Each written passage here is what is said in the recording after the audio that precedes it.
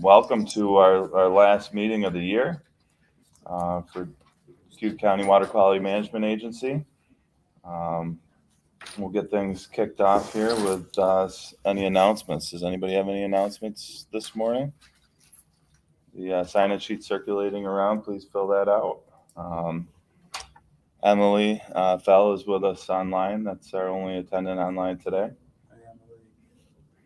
So the rest of what you see is what you get. Oh, we got Aaron. And Aaron. Okay. Good morning, Aaron. Good morning. How's it Okay. going? Good. Can you guys hear okay online? Okay. Great. Michelle, we do have quorum today. Very good. Yes, announcement. I think we have somebody new. We have a couple new faces, Yeah. I think. Yeah, we can do that. That's a good Why idea. don't we do introductions so maybe they can see? Sure. Quick round table. So my name is Seth Jensen. I'm the Director of Municipal Utilities with the City of Auburn and Chair of WQMA.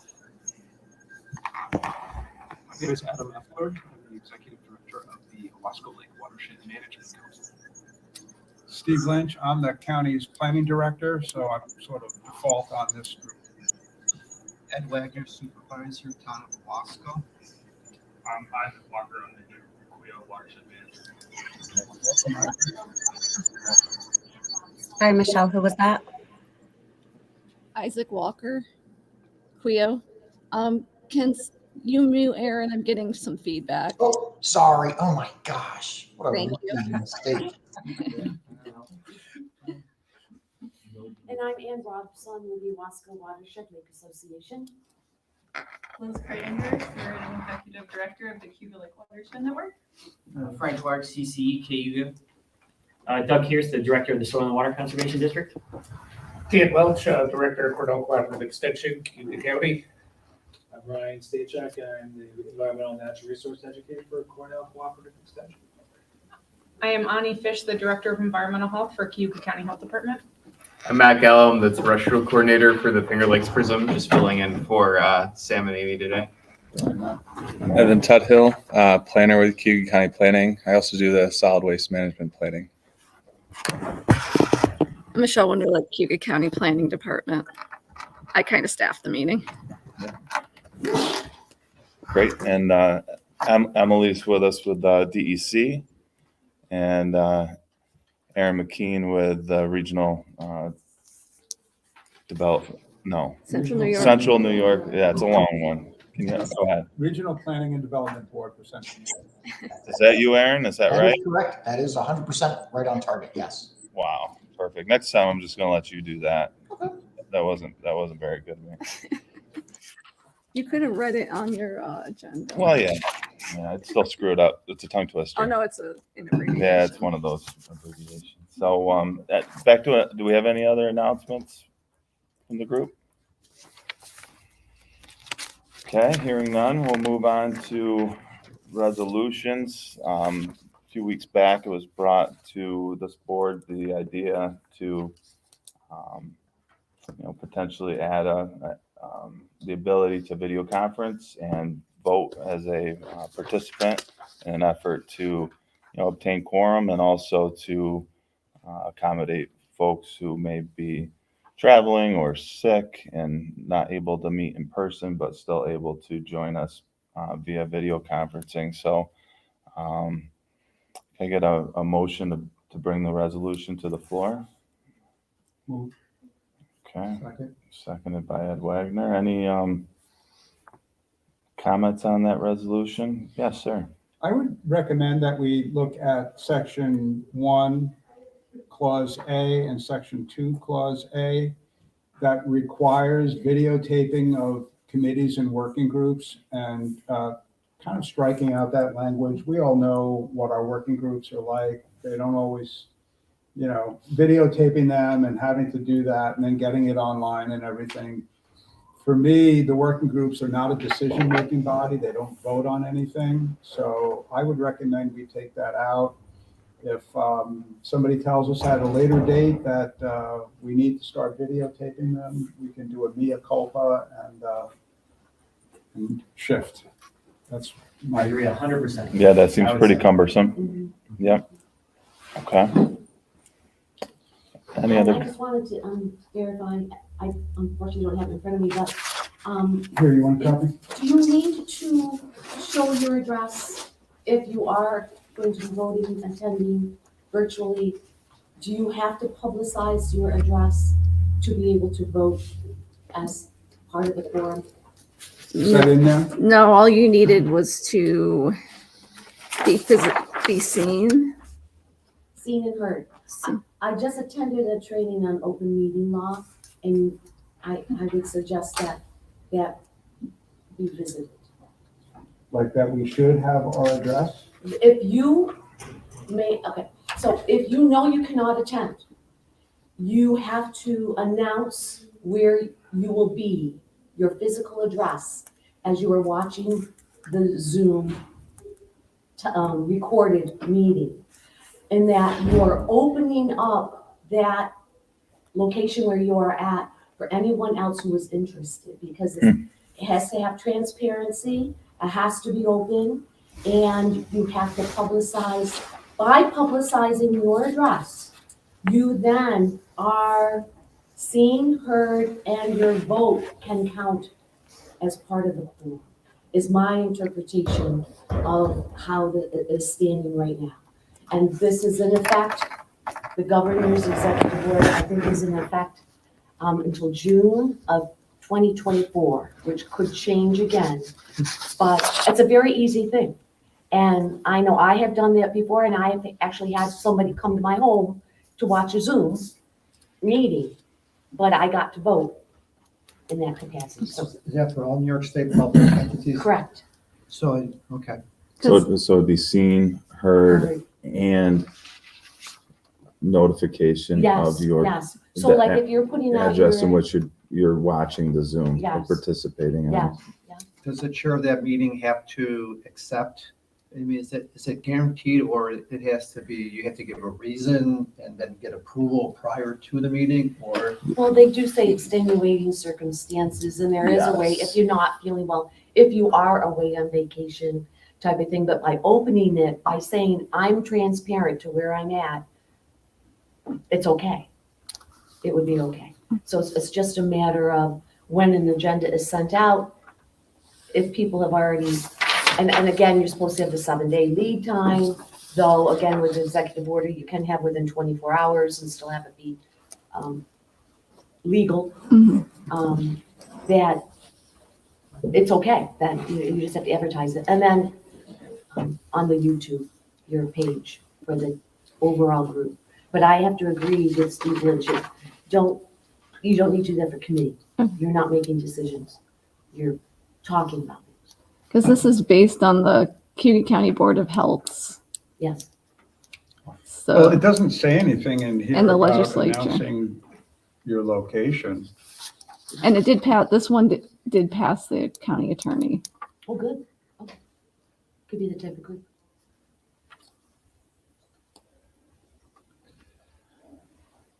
If the video If- conferencing if- is if used you're- to if you're conduct the from meeting, home physical and location. we all for want the to come meeting over, will will you be make public. coffee? I will. Okay. We're on vacation. I How did. long can we That was stay? here. Like, what if you're, you know, But it's like you that got- does, I mean, just got down there and hang out. I just have to say, I'm in from my Pensacola, experience Florida. as town clerk for the town of Scipio, I am charged to be the recorder of minutes and meetings. And we've had town board members who are on vacation in Maine and in Florida. As long as they give their address, they are able to vote as part of the quorum of the meeting. And it was all legal. So, yeah, we're gonna go. I love I know for the state sort of water conservation, the chair spends a couple months in the winter in Florida, and when they send out the announcement, it has the address of his Yeah. place in Florida. Okay, well, we could announce it, and people Yeah. that are, I guess we'd have to change the agenda to be like anybody that's remote has to say where they are. That was my interpretation. Any voting member, Any voting member. right? Did you want to be part of that group? I'm just wondering what section we might add that language. Likely be under other requirements, section 3. Sounds good.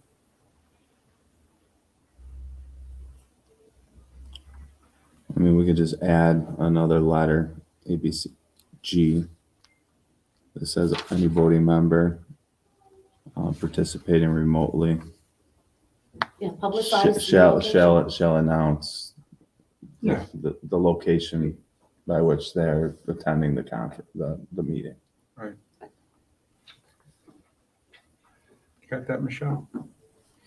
And the other motion, Well, my other Should we make motion, a- I think make I a only formal mentioned the ones motion? on section 1A and section 2A, but there's also reference to it in section E and G. 2E and section 2G, just so that we're clear. Yep.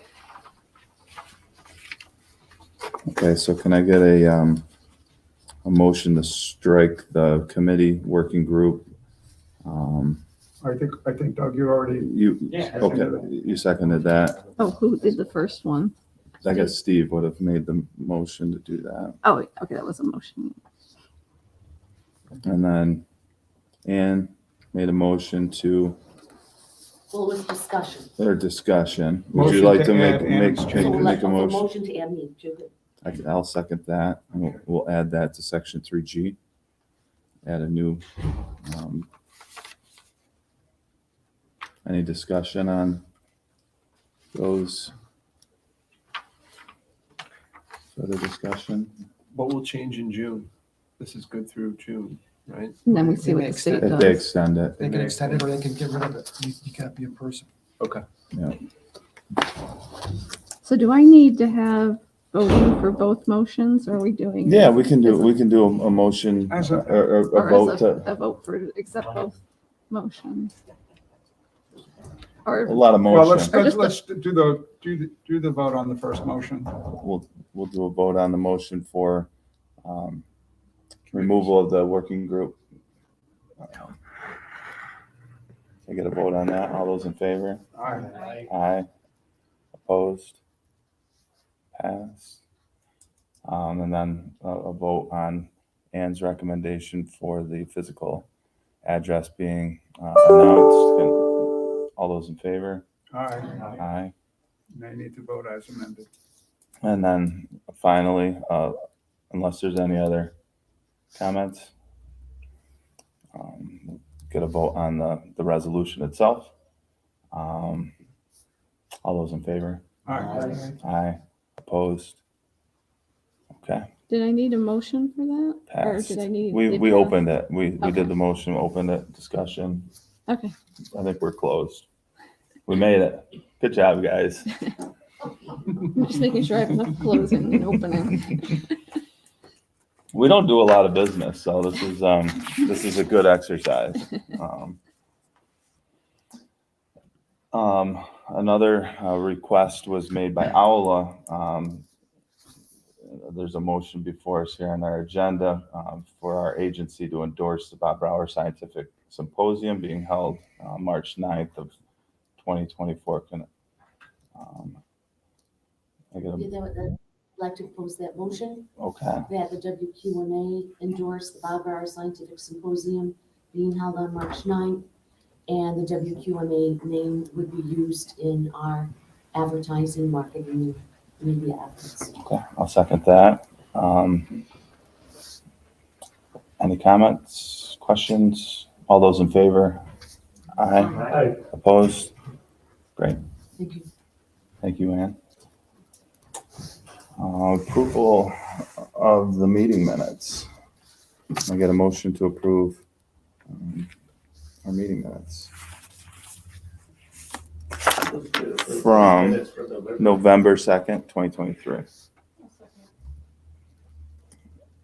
Any corrections, additions, deletions?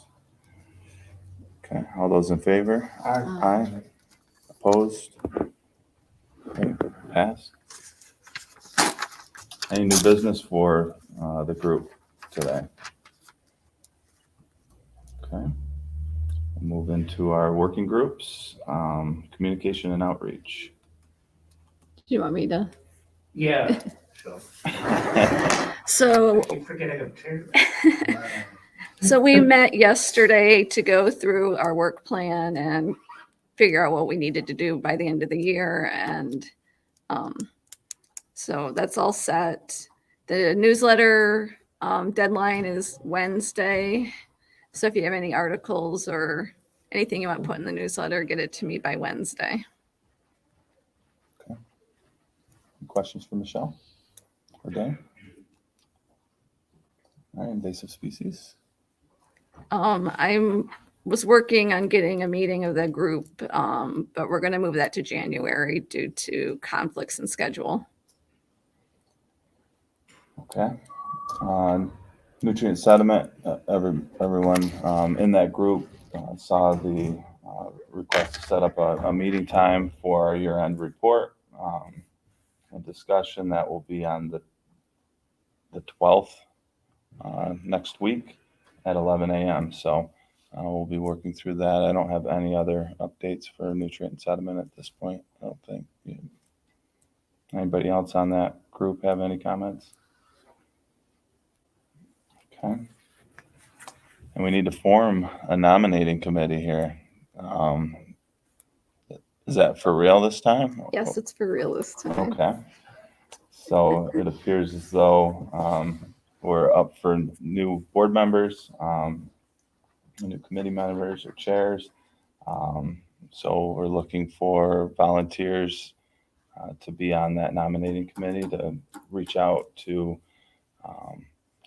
existing members and see if anyone wants to take on the positions of our board. Anybody interested in assisting with that? I'll help with that. Okay, thank you, Steve. Nobody wants to work with me on it. We can split it up, the calls. I'll help you. Thank you. Stephen, So that means you're not going to get nominated. That's how that works. Calls from me. What do you think?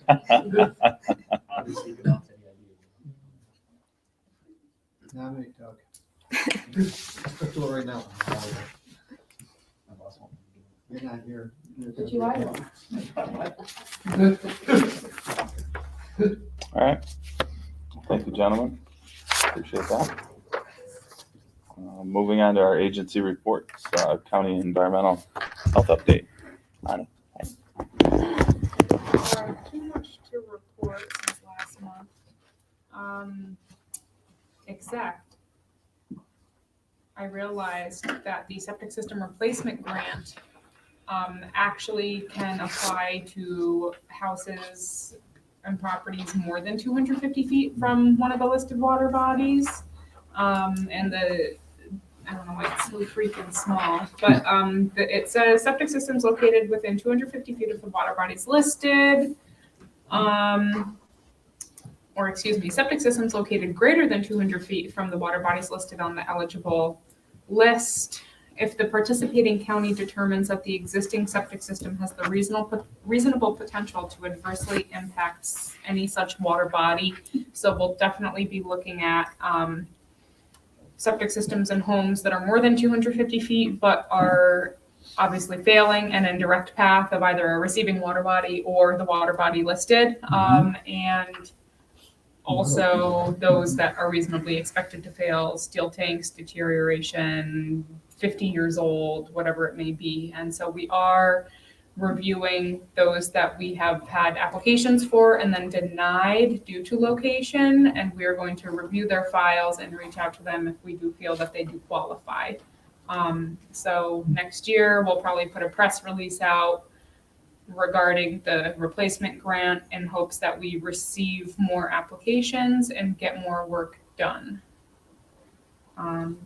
That's good news. Mm-hmm. Now, do you think they'd be eligible for reimbursement if one of those pre-applicants that got denied actually went ahead and did the system on their own anyways? Would they be able to apply for maybe some funding assistance? I'm not sure if it's retroactive, but I think it's only been maybe a few. I can't speak on the numbers because I don't have them in front of me.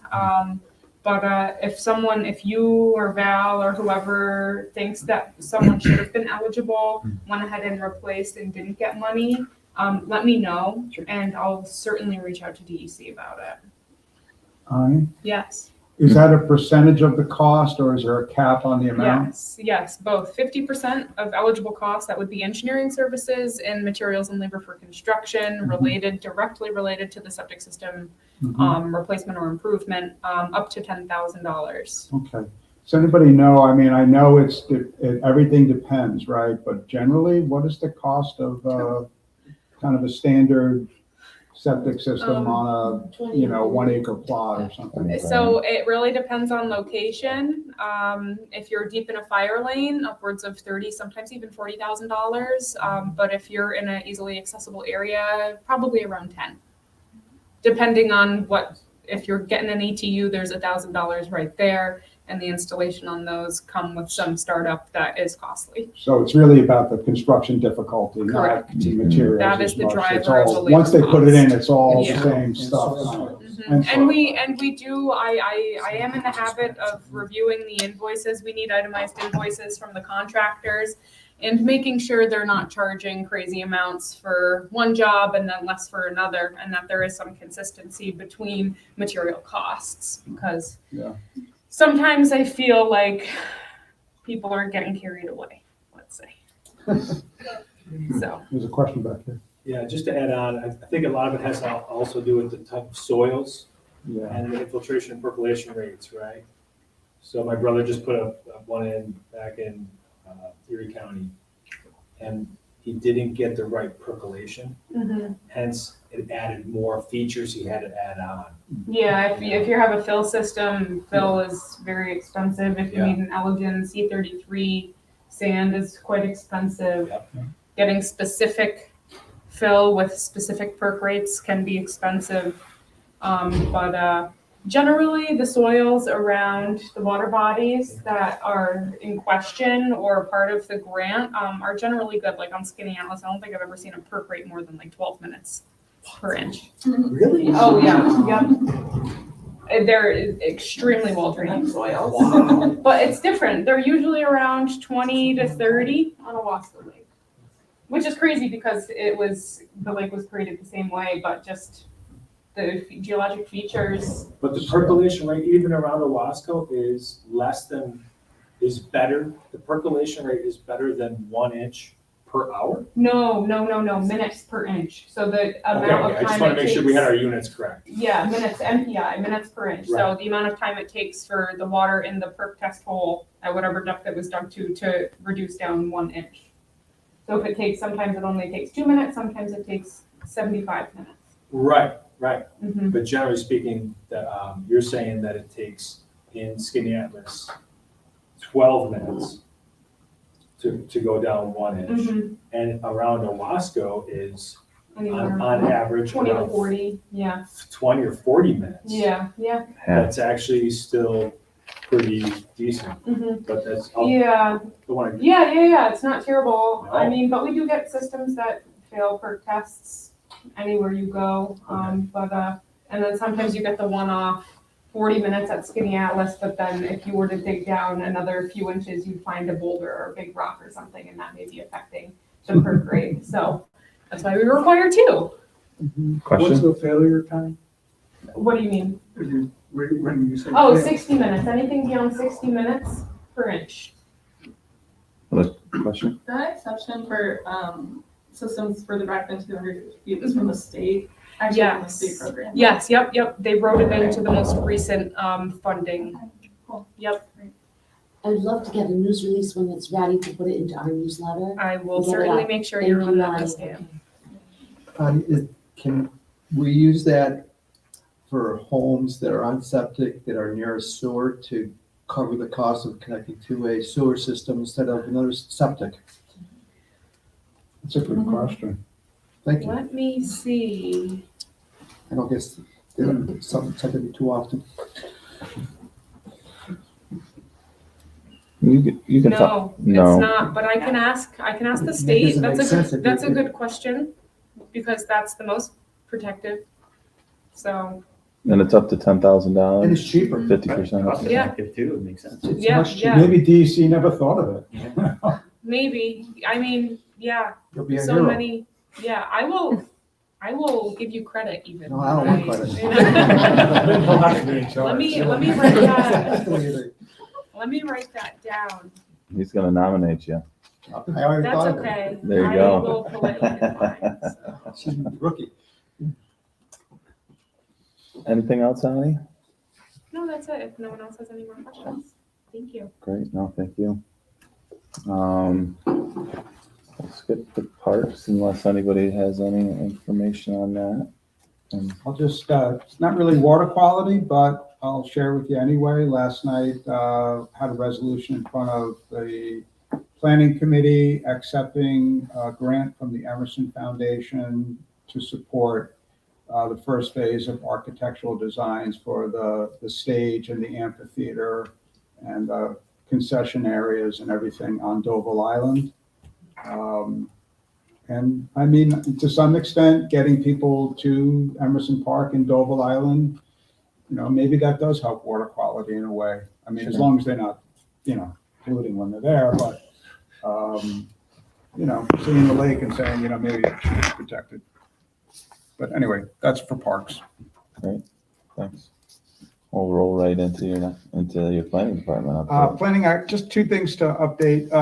We've had the GIS position, Greg Hutnick, that used to come to some of these meetings and was working on the SWOT model with Doug and his team, and Nick Colas, who's retired from the GIS position. We've had that position posted since July. We've gotten some responses, but we're reevaluating the position. And I won't go into a lot of detail here, but it basically, if we tag that position for our department on the level of skill that's needed to operate and maintain the SWOT model itself, it takes it up to a whole different level than all of the other things in GIS that we basically work on in the department. And we weren't getting the candidates that really could do what Nick had been doing. So we've been having some conversations about making that more of a standard GIS position, and then looking at other opportunities or other ways to update and test the SWOT model, perhaps using somebody from the outside. Now, frankly, one of the challenges with that is if you take the updated SWOT model that we've all worked on internally, it was developed by Cornell out of Texas A&M, you know, the original model and all of that, and you hand it to, say, O'Brien and Gear, you know, to say, we want you to they'll go, oh, this model is all messed up. We should do it all over again. You know, I could see that happening. You know, I just picked O'Brien and Gear, but it could be any of these, you know, Stearns and Wheel or any of these engineering groups. So we'll have to see what that looks like. It might be more appropriate, more cost effective if we find a mechanism to fund and update the SWOT model when it needs to be. It doesn't mean that we don't have the SWOT model. It doesn't mean that we don't have access to it, but the ongoing work to kind of update it and everything, we have to probably reevaluate. So I just wanted to bring that up. We haven't changed the position yet. It's still posted the way it was. Just, you know how it goes. You got to work with civil service and HR and do all of that in order to change that position. The other thing I want to mention is next Thursday is the last legislature meeting with regard to the county's 2024 budget. And thankfully, you know, funding is in there. I can't, you know, Doug can speak to his department. He's got support. Our department has support and includes much of the ongoing funding that we've seen year in and year out for water quality work. So that's good. You know, the work for monitoring and the buoy and so on. The other thing that I will mention is with regard to Owasco Lake and the buoy, you know, there's been, and I'll just bring this up now and then you can talk about it at another time, but we've always had this conversation after Dr. Halfman left. Like Dr. Halfman would gather all of the various data on Owasco Lake. He did the trib sampling, the lake data. I mean, he was kind of like gathering all of that with his students, working with Aula, with the volunteers, and it was all kind of funneling into that one place. And he would analyze the data, but then remember those reports he would do. He would like, this is how I'm interpreting the data, and so on. That piece is not really there right now, right? We've got FLI with the buoy. We had this year Owasco, Aula doing the sampling with Michelle doing the QUAP and us paying for the samples. And so one set of data is over here, one set of data is over here, and it's not all being analyzed. And I think that step needs to be taken. And I think there have been challenges, right? Some people didn't like the way Dr. Hoffman interpreted things and so on. So there's been challenges, just like a lot of things today, and, even on a national level, anybody's interpretation of facts can be different, it seems. So I wonder if we should, think about how are we going to interpret that data? How are we going to do that?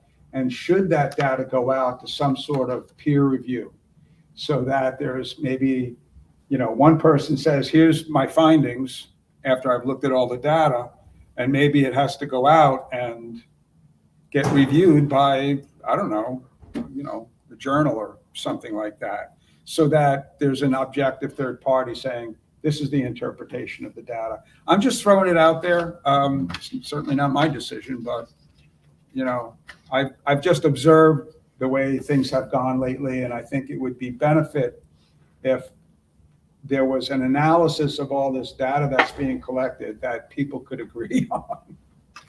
And that doesn't mean everyone's going to agree on it anyway. I agree, Steve. I think that's a great point.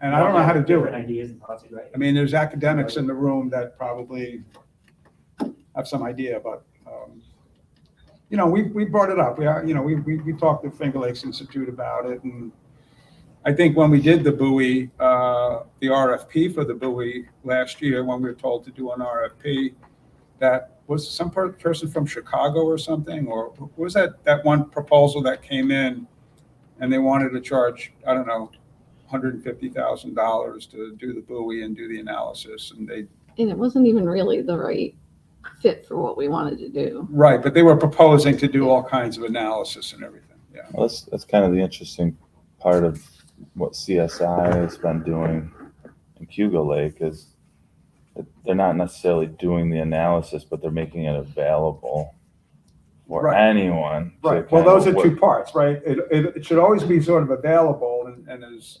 user-friendly as that could be is good for everybody. Yeah. But then, I mean, I look at it, if we're not trying to draw some conclusions from an analysis of the data, then why do gathering the data? Right. I'll just throw in that with CSI to date, they've only been putting CSI collected data onto that database. And we did make a proposal with them to the DEC's Finger Lakes Water Quality for a regional grant. Yeah. That was recently put out to work with University of Maryland. There's a department in there that has been doing these sort of great interpretations of bringing lots of stakeholder data together and doing these eco-health report cards. So CSI, the network in Clio, put in a proposal to be able to do that for the Cayuga Lake data set broadly, and bringing that outside consultant in to produce the analysis and the tool. It was very, stakeholder engaged process. We did not get funded for that, but we are considering what the next avenue for trying to put something like that together is. So maybe there's opportunities more regional. Right, and I agree. And when we talked to CSI, it was like, it's not easy for them to take other data and put it into their portal. It's not, it has to be apples and apples and stuff like that. So we thought it was like, oh, just take the data that we've got over here. And they were like, well. Yeah, even for our own watershed. Is Tony or anybody from the hub on the line? Emily. That they would be able to look at He too. was meeting with us last year earlier on, talking about trying to collect the various data sets from Cayuga Lake. But really like doing it in-house. We're people there, and it was just the capacity, like we need to bring in more support to pull it off. He was encouraging, Yeah. but then we didn't get the grant. Is the buoy data collected under a QAP and shared with DEC? Was it She's, collected under a class? she's supposed to give me the quap. Oh, sorry. That's the plan, Emily. I don't know if it's been quapped yet. I know they're working on a Finger Lakes water quality, a 6-year Finger Lakes water quality report that would provide some analysis of all the data that they're collecting through the Finger Lakes hub. So DEC is doing. They're doing their own. They're doing. Of their own data. Well, that's what CSLAP is, right? Yeah. It's using CSLAP data. But if there was a way you could share the buoy data with DEC, they could, probably include that in their analysis. Frankly, I'd like to have something in addition to DEC. No. Oh, sure. I think you get it, Emily. It's. Oh, yeah. Other than the state, I would like, some scientific analysis. Yeah, Steve, I think that the notion of third-party peer review is a good recommendation, is a good suggestion. If you're talking peer review, the outcome of the project would really be a manuscript of some kind. Yeah. Right. And perhaps you would then need to, if we could get it funded, put it out to bid, right, as was done earlier this year for the buoy, for the monitoring, calibration, maintenance of the buoy. But perhaps to best streamline the project, if we were able to, we could solicit bids from the institutes that we work with, UFI, and as well as FLI, perhaps CSI, but UFI really garners the tributary monitoring data. And they have a strong history of data processing and analysis and publication. So they might represent a good third-party option for analysis. And all of it, take the DEC data, take the buoy data, take that, like you say, Steve, there's so much data out there, right? Is it important to have somebody doing the analysis that didn't collect the data, or does that matter? If it was under a QAP and it was all done professionally correctly. Yeah, I think that. I think the cost for all this is going up and up. The issue would be the funding. Yeah. Because if you looked at, and Emily, stop me if I'm wrong, even someplace like the Water Resources Institute at Cornell, they might be able to do that, but with their research and all that, that would probably need an additional funding to fund an additional graduate student to work with Brian or another faculty member down there to do that. Yeah, I mean, if you have a way to share the data with WRI, we might have some staff that could take a look at it and try to offer some analysis. We did just have an RFP close that you could have applied for on the 30th, but that's open annually if you wanted to apply to work with a researcher to analyze the data next year. And then I also just put in the chat, I know lots of you can't see that, but the DEC, the non-ag, non-point source planning grant will fund, studies of water quality, intended to help you identify sort of implementation projects. But that could be another source of funding for that. How much are we thinking? Is it like 15,000 or is it like 50,000? Well, it's maybe the fund can be shared collectively with some different organizations. I'm gonna suggest maybe, I don't know if folks are planning to attend the Finger Lakes Research Conference at FLI in early 2024, but it might make sense to have a meetup breakout group, something there where we could talk about this more broadly for the various lakes and watersheds.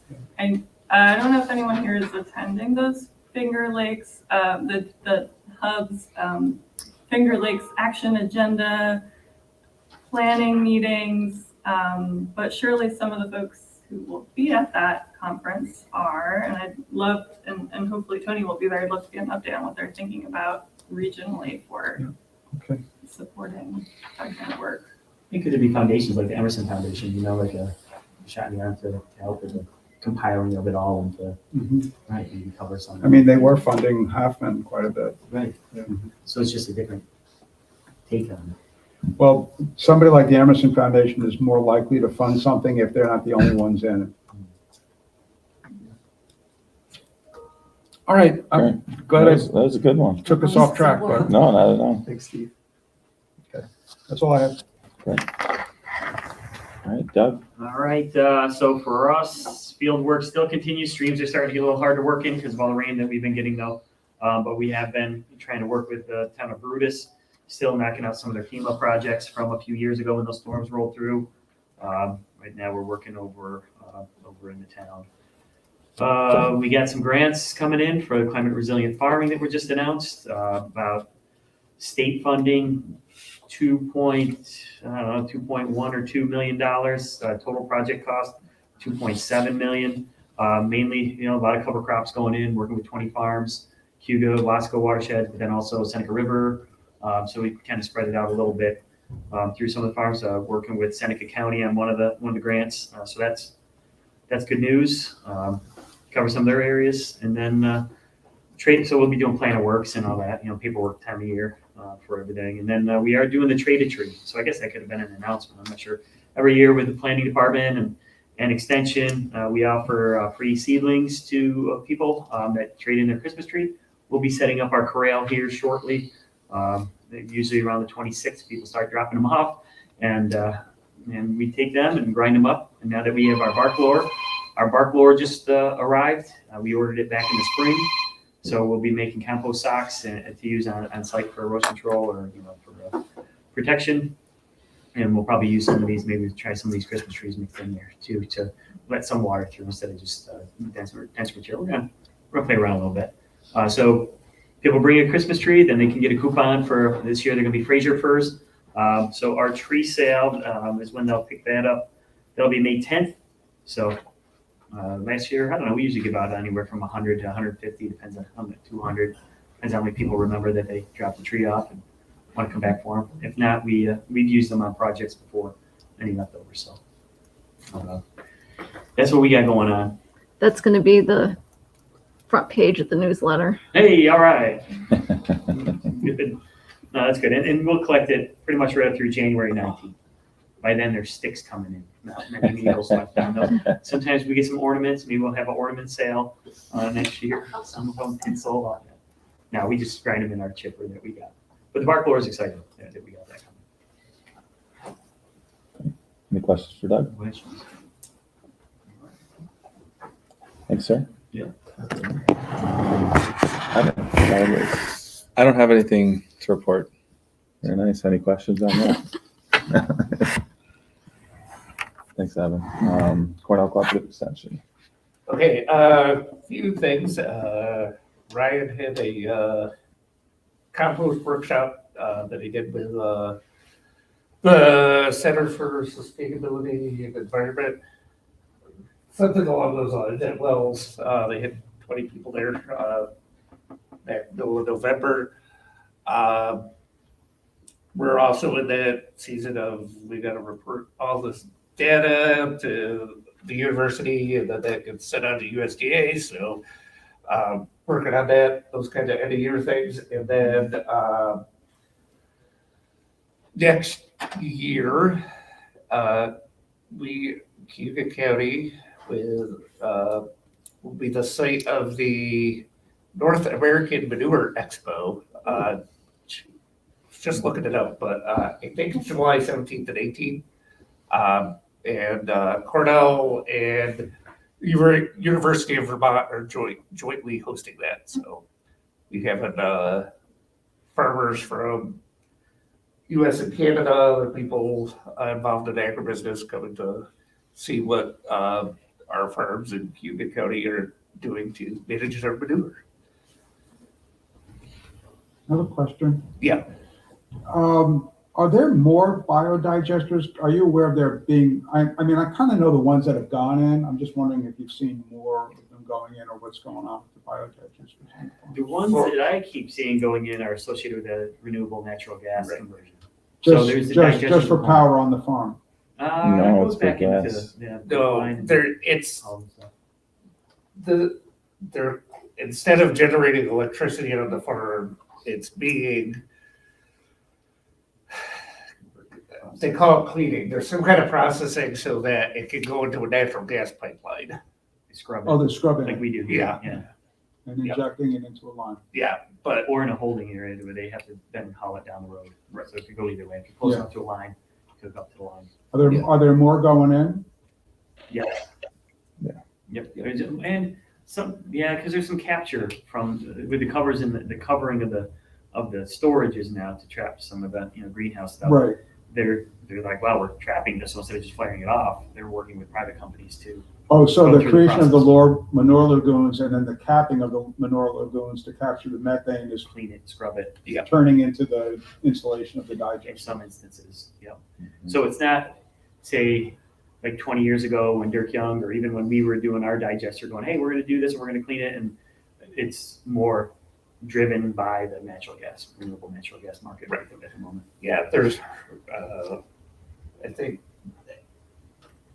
they haven't heard of anybody looking to do it to produce electricity for the farm. A couple got out of it actually. Yeah, Farms because are it just, doing the economics of it didn't work out. It's much more complicated to run as well. Yeah, a lot of maintenance issues and that kind of things. Good question. I'm sorry. Yeah. To clarify, are you saying that they're capturing the natural gas and selling the natural gas, not making electricity through the biodigester? That's correct. Right. Yeah, and I don't know, again, I don't know exactly what they do with this cleaning process or scrubbing to get it. So it cooperates with the natural gas in the line, in the existing pipelines, but that's what most of or all of the new development here has been. You get more money for natural gas than you do electric. I know here when we were producing electricity, we get paid by NYSEG half a cent, 1 cent per kilowatt. It's useless really for the amount of effort going into it. And you don't really save that much, say, on the farm versus, a marketable product like natural gas. Yeah. And it's actually being driven by, in a lot of ways, by California, because they've said the renewable natural gas is a Carbon credit. yeah, that's what I'm looking for. Yeah. It can be sold as a credit, so that's what's making the economics to do this more attractive. Right. And can you guys hear me? Yep. Yeah. Hey, Greg Raymond. So we're in the process of converting our electrical generation off the digester to a renewable natural gas project. Just basic economics. So like they said before, we're only getting the 1.5, 2.5 cents per kilowatt for our electricity, where wind and solar, I think, are 10 to 13 cents. So if we got the same renewable credits for that, or price for that electricity, people would stick with the electrical production. But the state doesn't want it, so everyone is cleaning up their gas to natural gas pipeline quality standards and shipping it to California.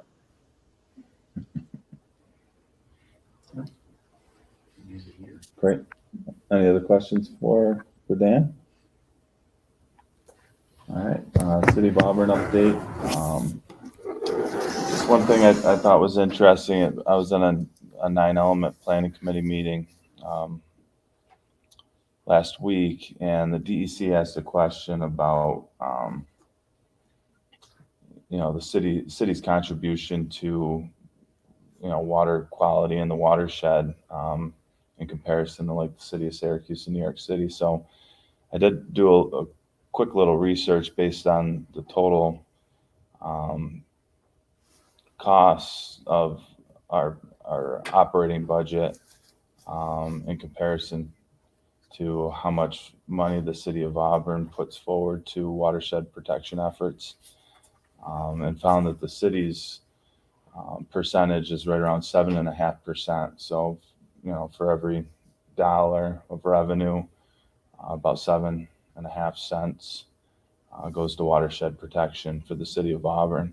And that's with our water filtration plant and operating expenses associated with further purification of the water. The city of Syracuse doesn't have a water filtration plant. Obviously, they have a much larger budget as well because many more customers, but expressed as a percentage of their total annual operating expense, they were at 7.5% as well. I thought that was pretty interesting, that they're able to, invest the same amount of money per dollar and have a filtration plant avoidance, no need to treat their water, in addition to just, some reservoirs for settling and some turbidity issues that they have during, seasonal turnover and things of that nature, and then chlorination of their system. I wasn't able to ascertain the information from New York City's watershed yet. It's a little bit more difficult to find, but I'll still continue down that path just out of curiosity, because I thought it was a good question, and it's something that I've never looked into in the past 5 or 6 years, as we've continued to increase our the amount that we put towards watershed protection through the Wasco Lake Watershed Management Council and other efforts. So I'm not sure how that plays for the town of Owasco either, but I'm sure it'd be pretty easy to calculate based on your total water fund each year, your operating budget. So just a fun fact for today. Interesting. For the Seth, for the city of Syracuse calculation, did that include their fronting dollars for their watershed ag program that we discussed? That was it. Correct. That was what I took as their contribution to watershed protection. Okay. Would have been that program. No. Did you include their chlorination part in your? So I didn't go based on water sales. Like we've looked at that in the past when we're kind of comparing our contribution to the management council with the town of Owasco and other communities. We looked at it from a total water sales standpoint. I looked at it because it was easier, because I didn't have access to their total water sales, but I assumed that their total water expenses should equal their sales. We're in the business of breaking even. We're not a money-making operation. So I just looked at it in terms of total budget for the water fund to total contribution to watershed programming. I'll do the same thing. So that's it for me, I guess, unless anybody has any questions for Aubrey. Okay, Ed? The only thing we got going on is that combined sewer separation. We're halfway through our inspections for the individual houses. Barton Judas, our engineering company, is doing door-to-door inspections and getting elevations of how we take a combined system and put in a new system, and what kind of impact that's going to be on individual homes. So we're going through that. While we're there, we're also looking at the lead pipe situation that the state is requiring us to look at. So we're trying to knock off 2 different things at one time. And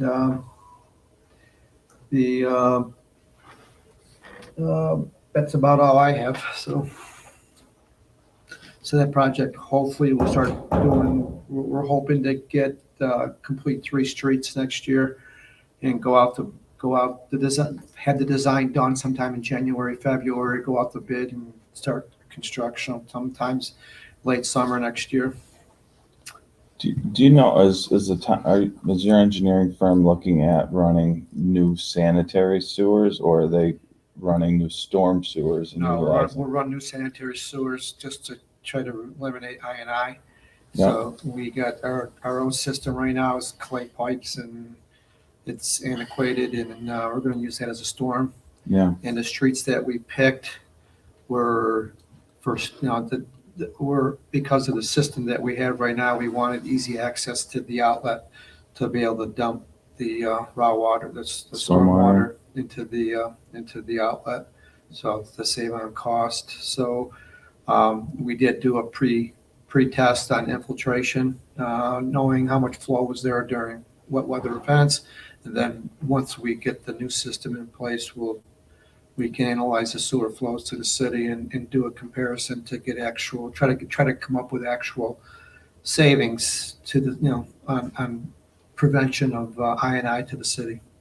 So we'll have a before and after comparison. So hopefully, with the grant that we received from the $2.5 million, and the difference should pay for itself, in savings, so hopefully there'll be no additional cost to the residents to upgrade to the new systems. Great. So unfortunately, it's only about 10% of all of the streets that we have that need to be done. So it's going to be our pilot program to get it tested. Then once we think we have the data, then we'll be able to apply for more funding. Mm-hmm. Yeah, one thing we looked at, because we're in the middle of almost completing our nearing 100% design for the sewer separation work in Auburn, is that what impacts does a project like that, where you're separating storm from the sanitary, have on total environmental quality? Because in essence, that combined storm and sanitary during 95% of the time during the year, your storm water is getting the best level of treatment you could ask for, right? Now you're separating the storm from the sanitary, and during a wet weather event, or maybe a mild wet weather event that would have normally been handled by our sanitary system, that water is being routed right to the river with no treatment, potentially. So one thing I'd recommend, or at least look into, is providing some sort of water quality devices or treatment to the stormwater before it enters the river. I don't know what that does to budget, but we looked into that, and even repurposing some of our CSO facilities so that they could be reutilized to be those large vortex devices for stormwater quality improvements to the Wasco River versus just a direct pipe to an outfall to the river, which is collecting a lot of grit and who knows what people put in the storm system sometimes in an urban setting. But you also have to compare that against when you do have a storm event and your system can't handle it and you are forced to dump raw sewage.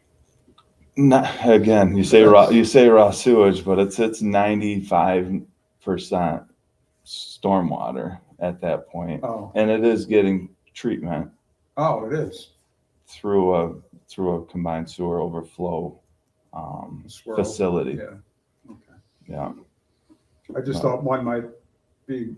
It reads raw sewage in the newspapers, but it's not necessarily that. It's very dilute at that point. But it needs to be changed. It needs to be corrected, and we need to work towards correcting that for sure. So, Seth, what kind of treatment does it get? Is it just I think in the past you'd said the floatables are skimmed, but there's no other treatment other than that? There's solids removal, and our new project will provide for disinfection. similar to the overflow retention facility at our wastewater treatment plant.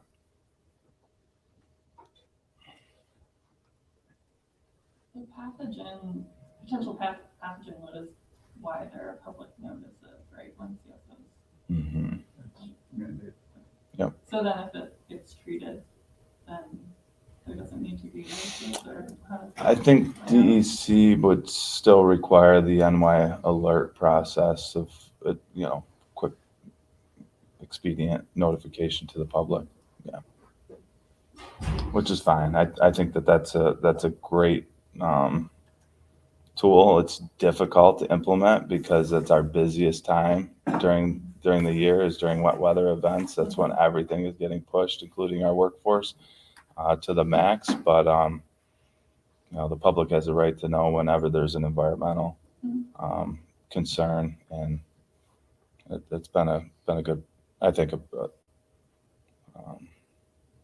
good legislation, and I'm glad we're able to follow that. All right. Cayuga Lake report. We had our community conference, Cayuga Lake Watershed Network had our community conference on Monday night in Hawkins County, which went well. We were back fully in person. It's not recorded. Sorry, you're just gonna have to come in person to the next one in the spring. But we do have an upcoming hydrilla panel, which will be held on Zoom on December 15th. I think Michelle got this into the WQMA blog. And we'll have Sam Beck Anderson from the PRISM, Rich Ruby from the U.S. Army Corps of Engineers, and Kathy McGlynn, who's the Aquatic Invasive Species Coordinator for the DEC, come in to talk as well. So that'll be open to the public. Hopefully there will be a Cayuga Lake Hydrilla Task Force meeting follow-up earlier in 2024 as a follow-up to that public meeting. I think that's all I'm gonna do today. Okay. Isaac, do you want to? I mean, I've been here for a week, so there's not a whole lot to report. But other than submit your project idea, if anybody has anything, submit it on the website, send them to me. I think, Michelle, you have my email in the newsletter, so. Yeah, there's an article going in the newsletter about that and Okay. your introduction That's to right. the group. Yeah, so submit projects. That's really it. Okay. I think we can move down the list to the Wasco Lake report. Sure. Some recent activity last night was one of our public forums. We had Doug Young from Spruce Haven speak on biochar and the research he's doing on that topic. It was interesting because he's also accepting the renewable natural gas from another CAPO, and smart. I think it's a very smart management practice to see these CAPOs trying to utilize and close the circle on the manure and the byproducts from that. So he invited Ala to have a tour of his facility, and we're going to take him up on that and do something when the weather's a little bit nicer in a few months. Ala is just very interested in knowing more about best management practices, and how biochar is very early into the scheme of things with the research they're doing. We use charcoal to filter water, right? So there's a lot of potential with this product. So we were very pleased. We were also pleased with the trip sampling report now being released, though my members are asking what do you do with the raw data? Who is going to make these bar charts, and who will analyze? And I know that was that conversation we just had a little earlier in this meeting, but I myself personally, I would like to be able to see what this data looks like in a chart form, and have somebody give us some analysis. And Steve, is this something that like Nick Colas could do as he's entering the data in for the SWOT model? Is this? No. No. All right.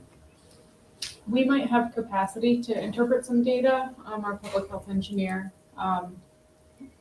has availability to do something like that, so maybe we can connect. Wonderful. I like that, Ani. I would like to lead this into a potential future public forum where it's just announced to people, and there's interest out here, and so it's a good thing. So thank you. I'll speak to you. Is that data that's used for CSLAP?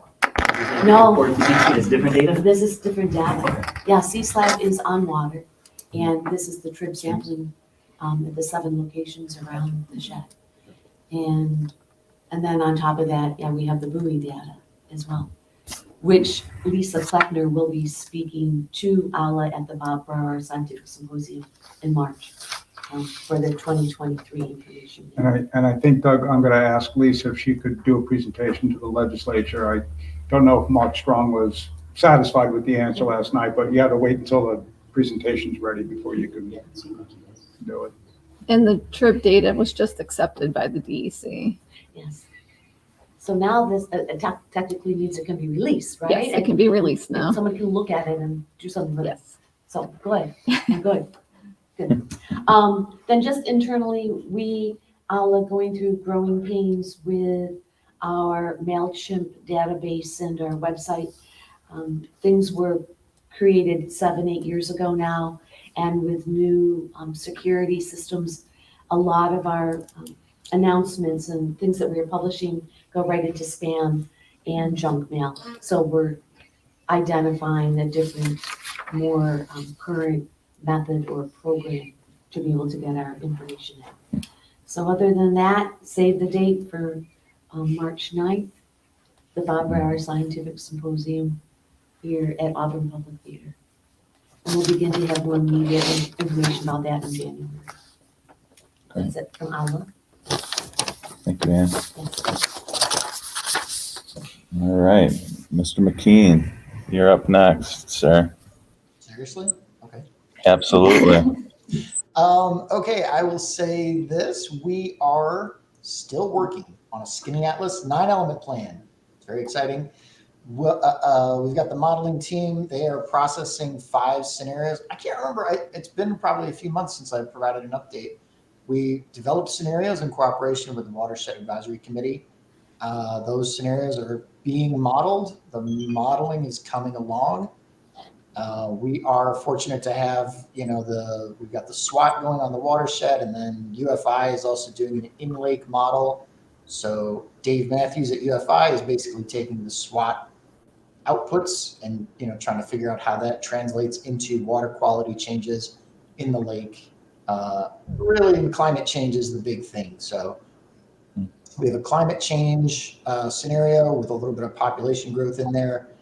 And then we're looking at, can we use agricultural BMPs? Can we use filter strips and buffers? Can we talk about reduced septic discharges? And we sort of have a backwards stream bank stabilization scenario too, where we're trying to figure out how much stream bank stabilization we'd have to do to offset inputs due to climate change. So that's kind of like the quick and dirty version of our scenarios.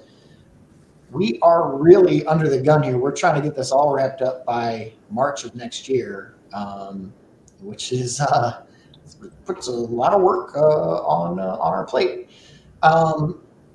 Part of that is to do a public meeting in January, hopefully. So hopefully I will be talking next month about a date in late January for a public meeting in Skinny Atlas where we'll be talking about all these model results. Right. The other thing is, I think Liz just was mentioning the Finger Lakes Action Agenda. I don't know if anybody else from this group is on that, but I attend those meetings. There hasn't been a lot of action yet, but just to say, so far it's just been developing goals and strategies. We had some working group meetings, I think in October. Now DEC is taking that input and turning it into goals and strategies. So it's at that very early stage of kind of, defining what will the Finger Lakes Action Agenda be. Aaron, do you think that as they progress in developing that and like out to committees, that there will be more opportunities to bring in stakeholders from beyond that initial group?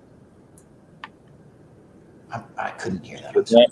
So Liz was wondering, oh, speak up. Can you hear me? Oh, yes.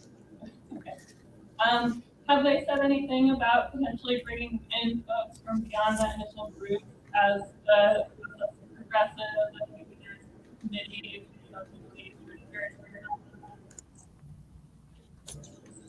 So bringing in people from outside the working group to have a larger base of input?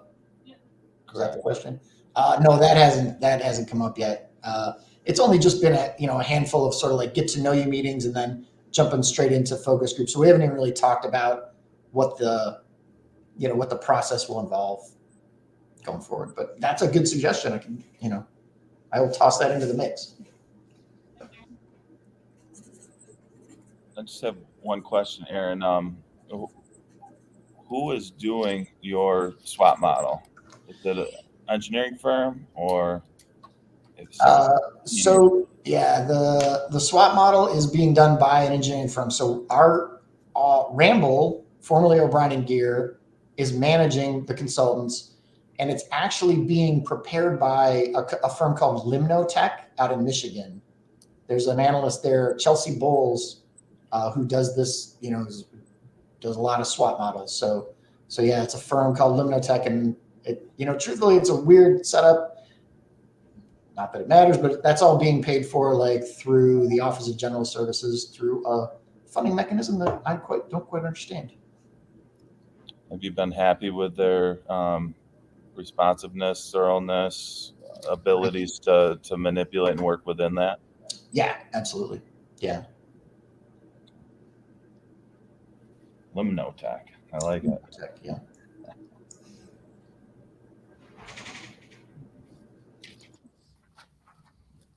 Great. Okay. Emily, you're up next. Hi, thanks. Can everyone hear me?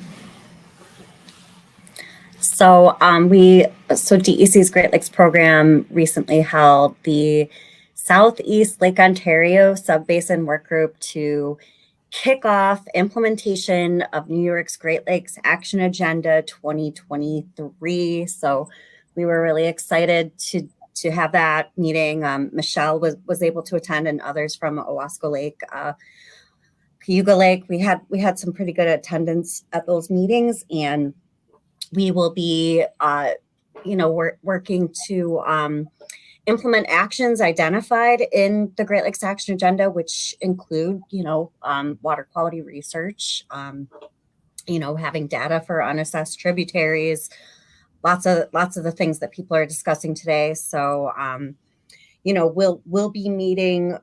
The work groups will be meeting to discuss more specific projects that can be included in subbasin work plans, and that can help get projects funded and help identify partnership and funding opportunities to support implementation. So if that's something that you'd like to get involved with, please reach out to Great Lakes at dec.my.gov. Right now we're doing a survey to get a sense of how people want to be engaged. We're also asking people to share technical assistance that they can provide, as well as technical assistance that they need, so we can help facilitate those connections. I'm happy to share that survey if that's something folks would like to participate in, and it is another way to share your contact info. You can also participate anonymously if you're not comfortable sharing your contact information. So that's what I have for DEC Great Lakes program. Some other efforts DEC is working on includes the open space conservation plan, identifying needs and opportunities to support land conservation that can achieve various goals, aligned with sort of like resiliency, flood risk management, water quality protection, habitat protection. So they're going to be doing some public engagement on that to share what the sort of regional committees come up with for project needs. land conservation, opportunities. Of course, there's the whole 30 by 30 initiative by 2030. We're, trying to conserve 30% of lands, so that'll kind of tie in, but specific locations are still being identified. And then, also part of that Finger Lakes action agenda, work groups, a couple of work groups on the agenda, others from my program are on the steering committee. So, there's a lot of alignment with the Great Lakes Action Agenda for the Finger Lakes Action Agenda, and opportunities for support within the work groups. And, we'll be looking to, integrate a lot of the Finger Lakes specific needs and opportunities and research and information within that agenda. So, and I imagine we'll have, some additional stakeholder engagement as there's more for people to react to, similar to how we had developed the Great Lakes Action Agenda.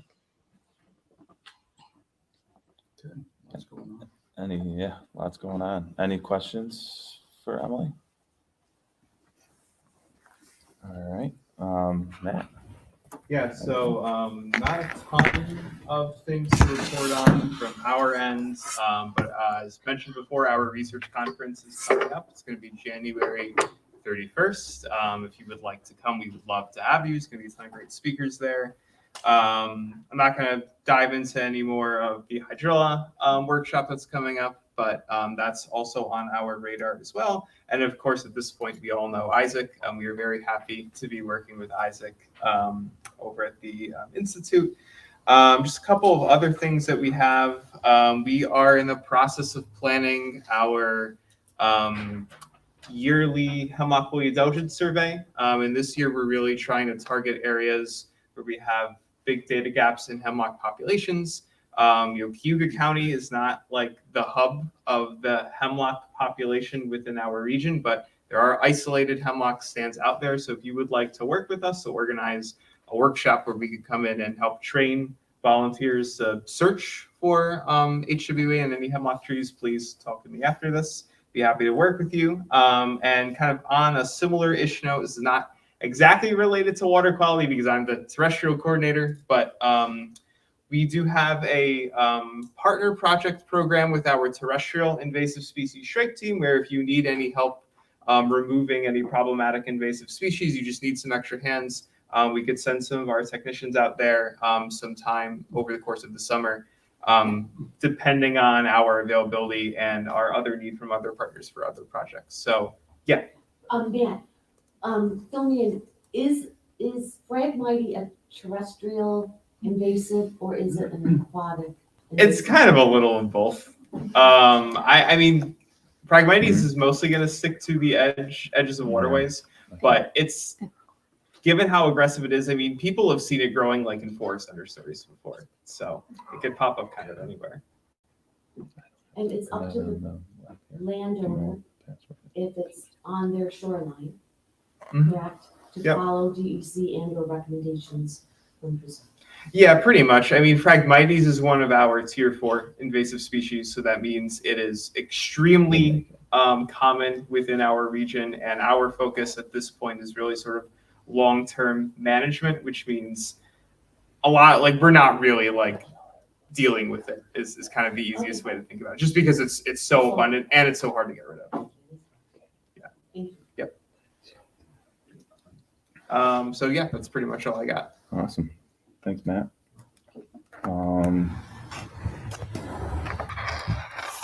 Management Council, Adam. Good morning, everyone. Good morning. Good to meet you, Matt and Isaac. And Isaac, I'd like to follow up with you. At some point, we get together and be interested to learn more about your professional interest since you started on board in your new role, and I can share with you some of the projects and organizational growth that the management council has perceived over the last handful of years or so. Yeah, absolutely. Yeah. So welcome. Thank you. I thought I'd circle back quickly, Steve, on your inquiry there about whether or not there would need to be third-party analysis of one's own data, let's say for an institute that would collect data for the lake or for tributaries. And that's not typically true And it's not because, it's especially not true if there is peer review. So the peer review process actually protects any potential conflicts there with sort of an internal review and analysis of data. For Dr. Halfman's case, he developed a manuscript on an annual basis, but his manuscripts were not peer reviewed. When you do peer review, is it one person can do a peer review, or is it multiple? It could be either. It's usually multiple, and it goes through a lengthy process. So that's, in my view, that process supports objective analysis and third-party review. Okay. Researchers love to give each other a hard time. Yeah. Plenty of scrutiny there. I don't have salient or really new updates on the watershed rules and regs update process. The New York State Department of Health, they're still underway with their State Administrative Procedure Act process as part of their overall rulemaking process. There is expected to be a public comment period as soon as next summer for that project. We had some recent educational outreach initiatives. The council and Aula collaborated recently at a public outreach event for the Cayuga County Cayuga Community College Craft Fair. That was on December 3rd. So that was nice to see the groups working together there. A couple hundred people stopped, it's good. Thanks, Ann. Council staff, we've agreed to continue to publish our monthly feature articles in 2024. And those overwhelmingly are, they target spotlighting individuals, groups, agencies, all making positive strides in watershed protection. Our December article features our new watershed inspector, Joe Decker, and his positive outlook on the progress of watershed management. November article, we provided recommendations for winter construction site stabilization, and that will be repurposed through the WQMA newsletter. You mentioned the data usability report was completed and approved. Thanks really to Michelle leading that project. So great job there, Michelle. Cayuga County Highway Department acted as a close partner and spearheaded the installation of our new tributary signage in the southern portion of the watershed over the course of last month. In the towns of Moravia and Locke, as well as the village of Moravia. Of course, looking to get increased public awareness, visibility, and also provide access information for the public to contact our inspection division with any concerns that they may observe in the watershed. Okay, the town of Owasco recently in kind created an on-site access from Fillmore Road at our Fillmore Nature Preserve. This really represented the first step in the creation of our gravel public access lot to the preserve. And the towns of Moravia and Summerhill have agreed to haul gravel to finish the creation of the lot in the spring of 2024. And the designing of the proposed educational kiosk signage is planned for the winter of this year. Great. Also, I would be remiss to fail to mention the 9-element coordination committee's progress that we've been making. I'm very proud of it. We're laser focused on capacity building for our local organizations to provide the programming necessary for really for the watershed ag industry to advance practices at the rate recommended by our Clean Water Plan, our 9-element plan. The committee is currently developing its proposal for New York State to fund a focused Owasco Lake watershed agricultural program that would leverage the existing tiered agricultural environmental management program, the state program. And then lastly, during our upcoming December 19th public board meeting, the New York State DEC's Finger Lakes Hub Supervisor, Tony Prestigiacomo, will present a research presentation on Finger Lakes water quality trends. So he'll be our keynote for the month. And that's it. I'm happy to take any questions. All right. Thanks, Adam. Sure. Appreciate the update. Greg, is Greg still with us? Greg, I think, left. Greg left us. Good. I think that brings us to the end. I get a motion to adjourn. Yeah. Doug, second it. By Ed.